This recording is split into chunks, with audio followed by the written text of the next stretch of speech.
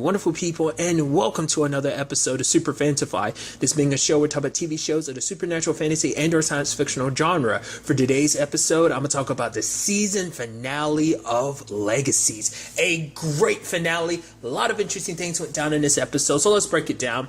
I was curious why, obviously, because I thought Triad was hitting, the Salvatore school because it's like, oh, it's time to hit them or whatever. I thought that's what it was. It's like, no, it's because they were misled into thinking like, oh, the item they were looking for, that was the final key to all this. They thought that it was at the Salvatore school, so that's why they hit it. MG finds out about his mom. His mom is basically, because it turns out this whole thing is like a family thing. Like, she's part of this whole thing, because obviously, as we know, Triad grew. It is a legacy situation, which plays into the title of the show as well. But it's just so interesting that obviously it was supposed to be MG's, but it turned out not to be the case, because obviously now he's a vampire. It's interesting because it seems like even with the way things are, even though they're kind of against supernaturals and stuff like that, I guess it's also because MG's her son, so she has a soft spot. But like, there's that particular guy, what's his name, Burr. That dude was super anti supernaturals, to the point he was literally pointing guns at kids, willing to kill, teenager and kids, because for him it's like, oh, these are monsters, they need to be taken care of and stuff like that. Really quickly, it's also interesting because they basically weaponized Malivore to the point that it, basically its bullets can rip through any supernatural and kill them. I was like, geez, that's brutal. But the whole conversation I thought was kind of interesting, because like when it was all said and done, even MG's mom was like, yeah, the way things went down shouldn't have went down the way it was. It's like, yeah, because it went in here being like, hey kids, you gotta help us, your magic's down, so none of you can do anything. But it wasn't like they necessarily were outright straight up killing kids until he intervened, like Burr intervened, and it was kind of like, oh, like he was the most extremist. Obviously, MG's mom isn't like that, but for her, it's like, we're doing good, so she justifies it. Like, I'm sure, like, how she approaches things is kind of still, I'm surprised we won't, I mean, that might be something we eventually see if they decide to go down that route. He hasn't popped up that much this season.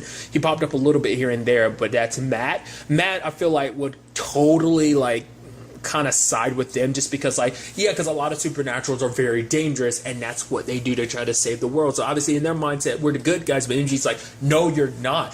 Like, the fact is, you want to make it seem like it's better, that like, oh wow, you didn't side with the guy that's pointing guns at kids, sure, but you're acting like that's better. The fact of the matter is, you looked at these supernatural kids here like they were monsters.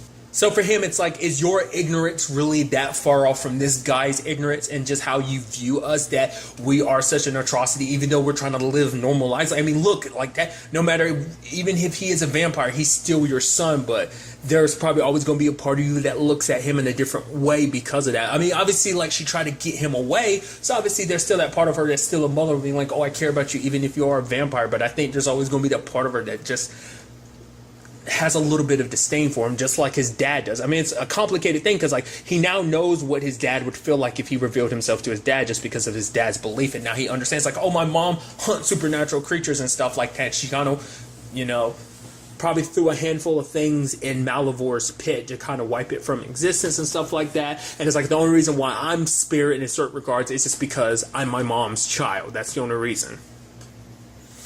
I mean, the sad thing is, when it's all said and done, MG basically has to walk away from his family, because it's like, if this is the legacy my family is to leave behind, then we don't have any right being family. Like I said, it's just, I think for him it's easier to cut ties with his family. Maybe one, like he had talked about it, maybe one day his dad would have changed his mind, but seeing his mom also kind of like that too, for slightly different reasons, but maybe something in the future will change it so that they both will accept him for being a vampire, that he isn't, realizing that he isn't some monster. I'm surprised he didn't come up this episode, but let's not forget the whole, like, him being a Ripper thing, I guess, because he didn't taste any blood this episode, but I'm surprised we didn't see him go all Ripper mode. So there's a good side of that, or even that Raphael didn't lose complete control and ripped people apart.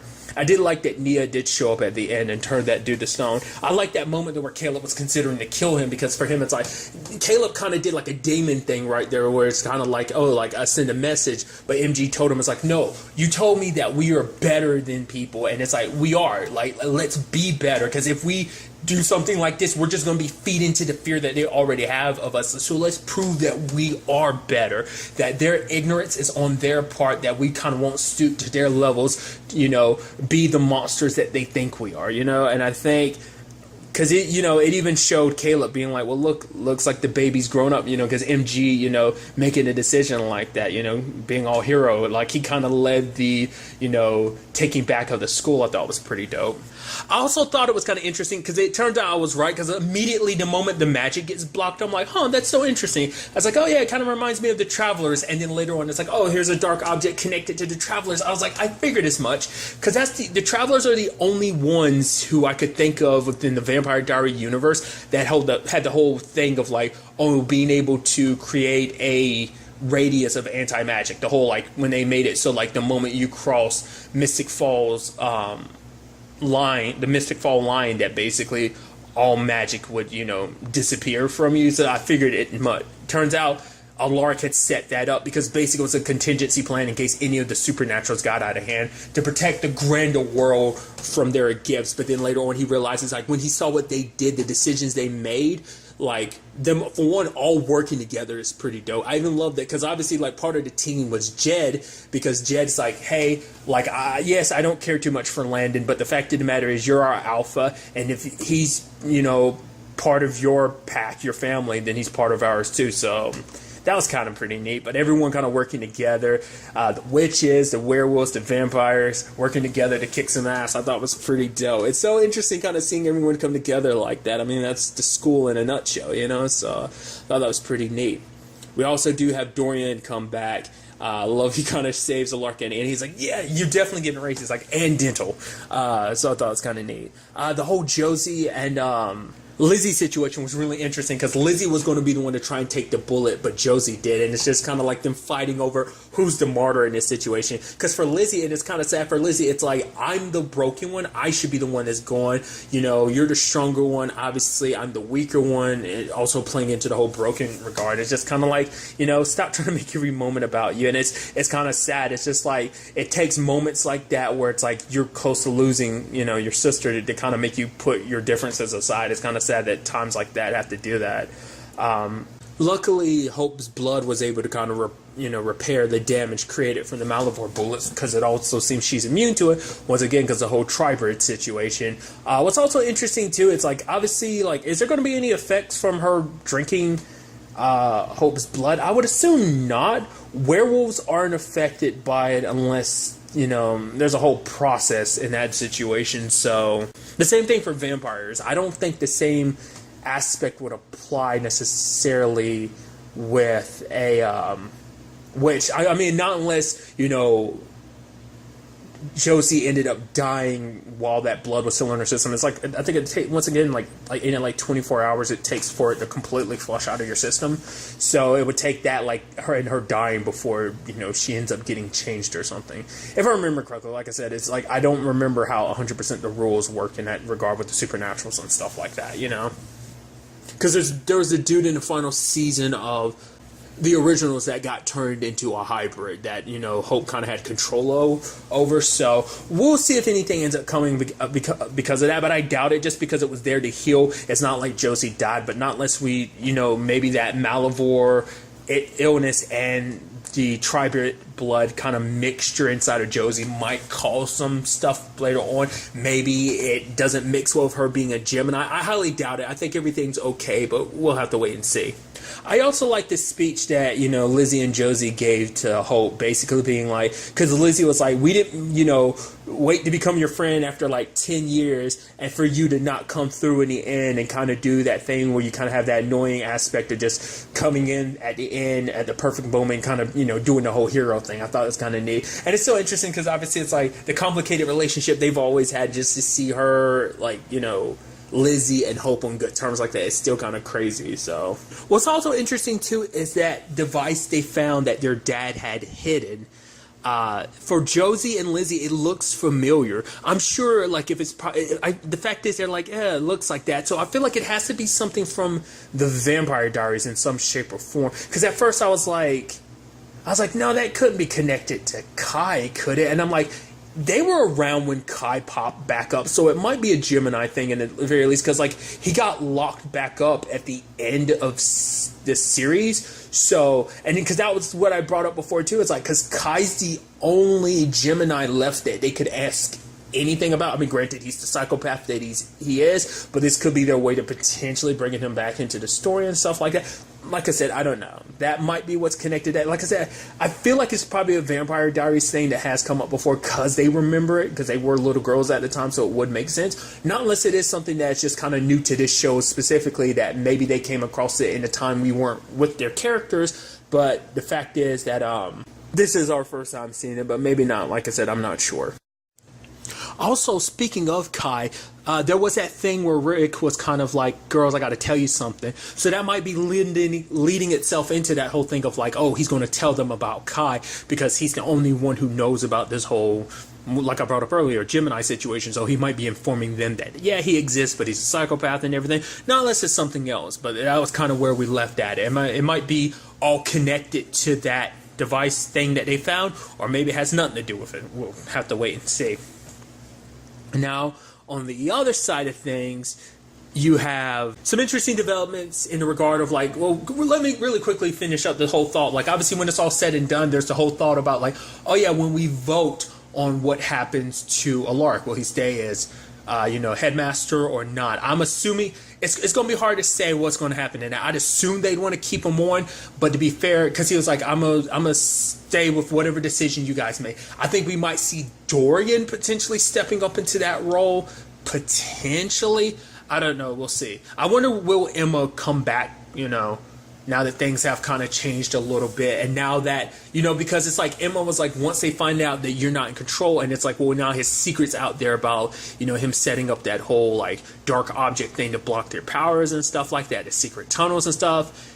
So it begs the question that might be what we see with that kind of being kind of a self-fulfilling prophecy, the whole situation with Emma. And some people might try and take advantage of that situation. We'll see what ends up happening because of it. But kind of talking about the other side of things is the whole situation with Landon and his brother Clark. I love that whole situation of like, oh yeah, Clark knew he'd be lying, but knew that no matter what Landon did, he'd always find the object because there was just some natural pull to it. And lo and behold, what shows up is a monster, a headless horseman in particular. Landon gets kidnapped by it, but Hope shows up to save the day, which I thought was pretty dope.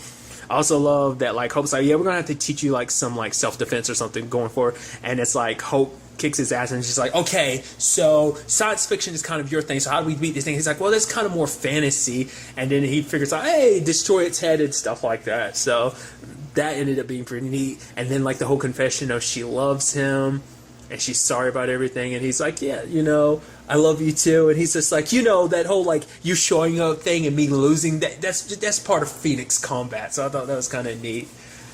Clark shows up, obviously. Like, what was interesting was like Landon like took the whip from the headless horseman and killed his brother. I figured his brother would get back up just because his brother's like the Malivore, their dad. He's made just like him, so it's just a situation of like he probably, we saw that he doesn't age, so it's like, yeah, he's got an immortality, probably indestructibility thing.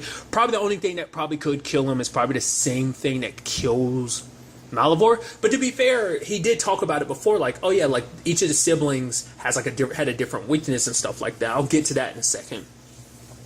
But yeah, Landon quickly explaining everything, and Hope makes the sacrifice, that I figured she would, because she's the only one that could, being all three. Because also, if it wasn't her, that meant like probably three people would have had to sacrifice themselves, like a vampire, a witch, and a werewolf. Or maybe it would have been a situation of it wouldn't have worked. It has to, because and it's so interesting because like Hope had brought up the whole fact is of like there's some loophole around this situation, that there's a cosmic loophole, and that's her. She was literally born in this world to be the opposite to Malivore, and I was like so interesting because for her, for such a long time, like her existence was questionable because she was kind of like this anomaly. She was never meant to exist, but she did, and we kind of find out why in this moment. And for her, for so long, she questioned why her dad made the sacrifice that he did. Like, that's always been something she's like had to sit with. But now, like, in that situation, she's like, I completely understand sacrificing for the people you care about most, doing the right thing. And in this regard, if it means protecting everyone that she cares about, including Landon, of course she'd make that sacrifice. And it's so sad, the whole situation of like, oh yeah, she's like, make sure you burn every file of me, because for her it's like she's obviously dealt with the loss of like, oh, losing her dad that that weighed heavy on her. So she doesn't want, Alaric or Landon or anyone to know about her, to, learn about her and miss her, like, oh, she no longer exists. That's a heavy burden. Someone dying is hard enough. To know that someone doesn't exist, it's even heavier, because it's like, not only are you not around, I don't remember that I knew you. And that's just even sadder. So for her, it's like, burn all my files, even Landon's journal. Alaric burns a whole bunch of stuff. I don't think he burned everything about Hope. I think there's either some part of Landon's journal left or some files that he still has left. You know what's actually kind of even sadder when you actually think about it too? Obviously, Hope's family doesn't remember her. Like, all the Michelsons have forgotten about her. And Hope was, the legacy of the Michelson family. She's like the only that, currently, depending on how everything ends up playing out with the rest of the family, obviously, in particular, Rebecca and everything, is what's going to happen, like, because she's like the only child of the Michelson family, and she's the, only remainder of what, Haley and Klaus. So there's nothing alive, keeping their memories alive anymore. So it's just kind of like, oh, everything ended when Haley and Klaus died. And the sad thing is, it's like, oh, we don't even, like, it's probably like, oh, Klaus sacrificed himself for us, not knowing it's like, oh, his grand sacrifice was mainly for his daughter. Like, that's the even sadder thought behind everything. So, but she didn't go alone. She did end up dragging Clark with her. Now, that's the interesting thing. Like, obviously, like, every bit of information that's tied to a person's memory, once it's wiped from your mind because of Malivore, everything goes with it. So that might mean that Landon might not remember anything about his own past. Like, everything his brother told him, everything Clark told him, he'll probably end up forgetting, because, she made sure to drag him in too, because it also turns out Clark did all of this because he wanted to free his dad, because he knew his dad would get free sooner or later. And I guess for him, it's like he was afraid of his dad, so it's like, hey, might as well be on daddy's best side and everything like that. So he was trying to take advantage of the situation, but Hope didn't want to leave any chances, like, didn't want him to be bothering Landon or going after anyone that she cares about, her friends and family. So it's like, of course, she brought him along with her. So obviously he was in there for a while but got spit out. And we know Sayla, Landon's mom, got spit out at some point in time too. So that's always a possibility. What's also interesting too, I should also talk about this, is the whole Landon situation. Once again, just a continuation of, I almost got it right to a certain extent, but I was right in some regards but completely wrong in others. Like, basically, because one of my thoughts was like, okay, that Landon was Malivore itself, that basically, like, oh, maybe he's like Malivore born into this world, which I was wrong about, but technically on the right direction to a certain extent, because it's like, oh, Malivore wanted to possess his body. It's like, oh, Malivore didn't make Landon so Landon could go off and procreate on his own. It's like, no, you are here so that to be my meat sack. That basically, it sounds disgusting when I phrase it like that, but it's like, I'm supposed to possess your body, that way I can create the lineage, which is like even more messed up. It's like, your father created you, just so that he could possess your body so he can continue on his lineage. Kind of like, screw you and your whole situation. It's like, oh, you want to live and be sentient and stuff like that. Well, too bad, the body's mine now. But to be fair, that is something we still potentially could see in the future. But also, once again, the whole conversation about, Landon's siblings. Like, we know that they might be the next step in all of this. We could potentially see them in the future. Like I said, like, Clark had talked about, I don't think he outright said that he was the last of his siblings. He just said that they were not perfect. They each had their own weakness. Maybe some of them died, but maybe not all of them. So we might see them kind of come out of the woodwork. We do see that Malivore is gone. It's just a big pit there. Malivore kind of being collapsed upon itself. Wouldn't that kind of be like kind of Malivore erasing the thought of Malivore? So would no one remember Malivore? I'd assume everyone would. I don't think it's completely gone. It's just probably gone somewhere else for now. And so maybe it'll eventually pop back up, because something that powerful can't outright be destroyed. Maybe it can be taken out of commission for a while. But that's the thing. Like, how do you get Hope back? I mean, like I said, you'd assume they get spit out, but like, how are you going to remember Hope, considering the fact is no one knows? So, and it also played out the way I thought it was. Like, just because everything that was set up last episode about like, oh, Raphael being like, oh yeah, when she gave him the charm to basically like, oh, it'll turn you into a wolf, but no one can turn you back except me. And it's like, Yeah, the moment she said that, I was like, you're getting stuck inside of Malivore and you're not coming back, and he's going to get stuck that way, which is ironic in a sense. Not necessarily ironic, it's interesting, because let's not forget, like, in season 2, near the end of season 2, and a chunk of season 3, Haley, as well as a lot of the other wolves, got stuck in wolf form because Klaus and his aunt, that whole situation. So it's just kind of interesting. Now we see like Raphael kind of in that similar situation. So it is a very interesting situation we find ourselves in, like kind of like our main hero kind of, disappearing like that. But like I said, I also think it's kind of interesting because it's like Malivore's kind of potentially taken care of. There's no like, trying to unlock it. All 3 of the keys are gone. So there's no more monsters potentially popping up. It does beg the question, though, that when Malivore got destroyed, maybe it did eventually will spit out everything that was inside of it, but maybe it kind of did like a time thing of just like it kind of blinks out of existence, but then when like everything gets spewed out at some random point in time, like I said, maybe we kind of time skip like a couple months later, a couple years later, or something like that, which is, like I said, it's just so interesting because this universe has been time skipping all over the place, like as things are going on, like later parts of the Vampire Diaries, later parts of the originals. Obviously this is taking place years after the originals itself, so it's like this, in this universe, time is skipping all over the place. So we might see something like that, because I'm curious to see if Sayla would end up coming back into the story. You would hope so, just so that Landon could have his mom back, obviously along with Hope too. But that'd probably be an issue all on its own of like, that would end up unleashing everything that was ever sealed away, and so you'd probably have the Salvatore School and Triad working together to save the world type of situations. Like I said, not unless there were, because the monsters come out one at a time, so not unless there was one that popped out before after the Headless Horseman was killed. But to be fair, like, there wouldn't have been time necessary considering the 3rd key was already there and thrown in. But, something might have snuck out in between that time while Landon was knocked out and before Hope and Clark jumped in. Something might have jumped out, something dangerous and powerful. That might be potentially an antagonist going forward. Like I said, that's just kind of where my mind is on all of this. Legacies has been renewed for a 2nd season, which I'm super excited about. I'm glad to hear that because I really like this show. This might end up turning out to be my favorite amongst all 3 shows, which I love the Vampire Diaries. I love the originals because I've talked about it before. I think the originals might be my favorite just because I feel like it's a little darker, but maybe that's just me. Just because I like Klaus as like the hero / villain of the whole, like, he's the hero you love to hate.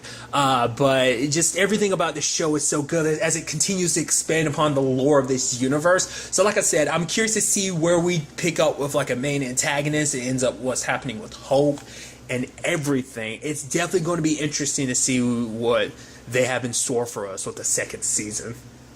But really, that's all I want to talk about. Till the next time we meet, be happy, be safe, live life to the fullest, and enjoy it. Good day and goodbye.